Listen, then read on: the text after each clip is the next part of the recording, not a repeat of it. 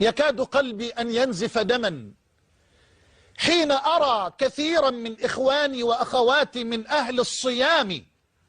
أهل الصيام يعرضون كثيرا عن الطاعة في العشر الأواخر من رمضان، مع أنها عشر الاجتهاد في الطاعة وعشر الاجتهاد في العبادة. كان النبي صلى الله عليه وسلم كما تقول أم المؤمنين عائشة رضي الله عنها، والحديث في الصحيحين، خلي بالك وانتبه أيتها الأخت الفاضلة، تقول عائشة رضي الله عنها: كان رسول الله صلى الله عليه وسلم إذا دخل العشر الأواخر شد مئزره، خلاص اعتزل النساء. هذا أبلغ تفسير لهاتين المفردتين، شد مئزره، اعتزل النساء، اعتكف في بيت الله جل وعلا في المسجد النبوي. بل وستعجب إذا علمت الآن أنه اعتكف 20 يوما في العام الذي قبض فيه صلى الله عليه وسلم. كان صلى الله عليه وسلم إذا دخل العشر الأواخر شد مئزره وأحيا ليله وأيقظ أهله. شد مئزره، شمر عن ساعد الجد للطاعة والعبادة والإقبال على الله. منافسة خطيرة جدا، خطيرة، بين أولياء الرحمن وأولياء الشيطان، بين الدعاة إلى الجنان وبين الدعاة إلى النيران. منافسة خطيرة وحامية الوطيس، وتزداد الغفلة وتزداد الضراوة في العشر الأواخر، لأن فيها ليلة هي خير من 1000 شهر. ليلة في العشر ليالي المقبلة يا أحبابي تساوي في عمر الزمن 83 سنة و4 شهور. اوعى تنسى الرقم ده. كان رسول الله صلى الله عليه وسلم إذا دخل العشر الأواخر شد مئزره، خلاص مفيش نوم، مفيش نوم، شد مئزره، مفيش متعة الدنيا، وأحيا ليله وأيقظ أهله، أيقظ أهله للقيام بين يدي الله جل وعلا.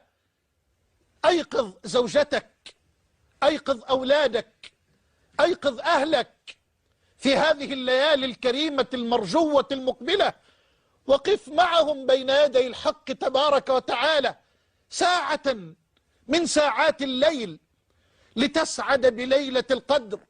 فلو سعدت بها وأدركتها سعدت في دنياك وأخراك. فمن قام ليلة القدر إيمانا واحتسابا غفر له ما تقدم من ذنبه.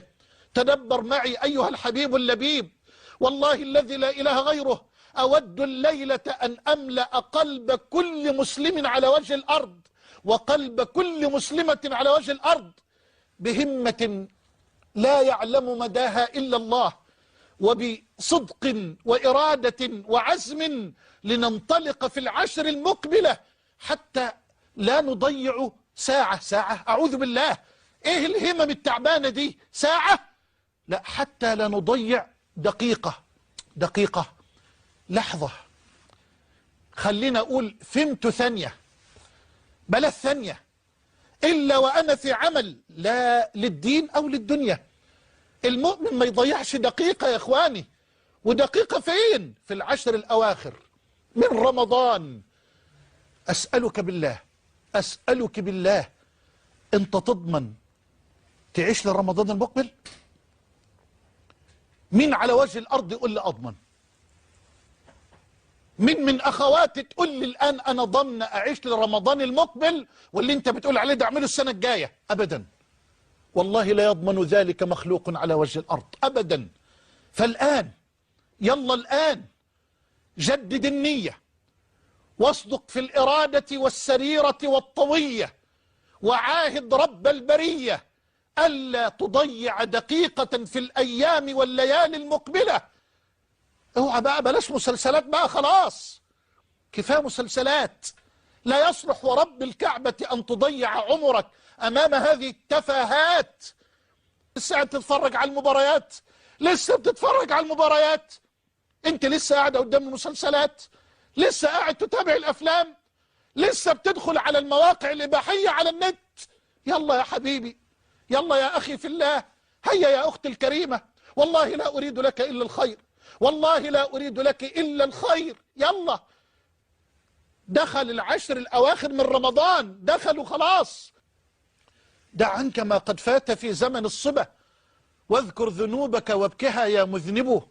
لم ينسه الملكان حين نسيته، بل أثبتاه وأنت لاه تلعب، بل أثبتاه وأنت لاه تلعب، بل أثبتاه وأنت لاه تلعب.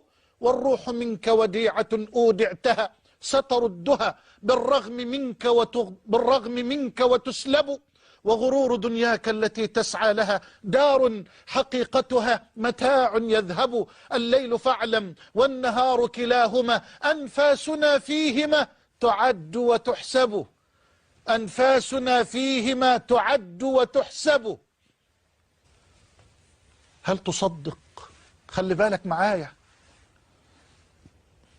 تقول عائشة رضوان الله عليها: كان رسول الله صلى الله عليه وسلم، دي رواية مسلم، يجتهد في العشر الأواخر ما لا يجتهد في غيره.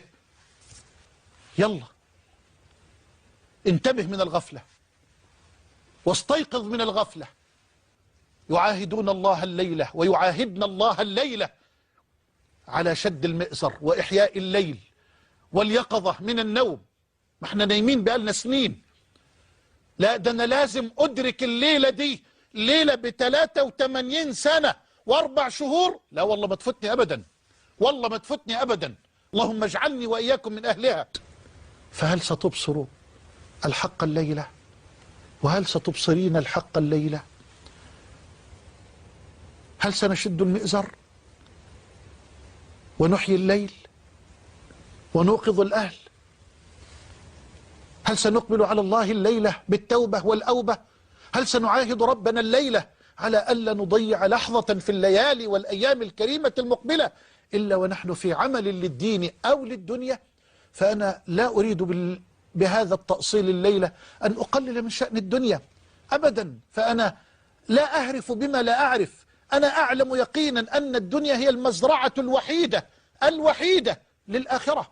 لولا هذه المزرعة ما جنينا شيئا هنالك بين يدي ربنا جل وعلا.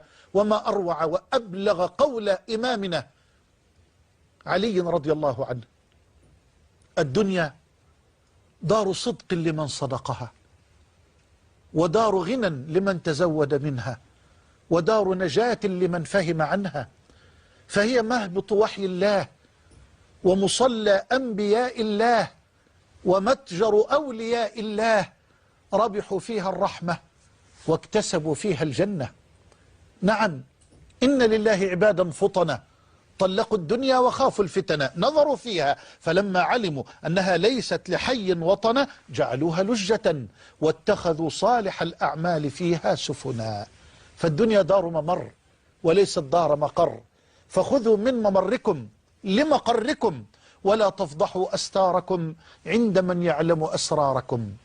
أسأل الله أن يقيني وإياكم شر الغفلة، وأن يرزقني وإياكم علو الهمة وصدق الإرادة وطهارة السريرة والنية والطوية، إنه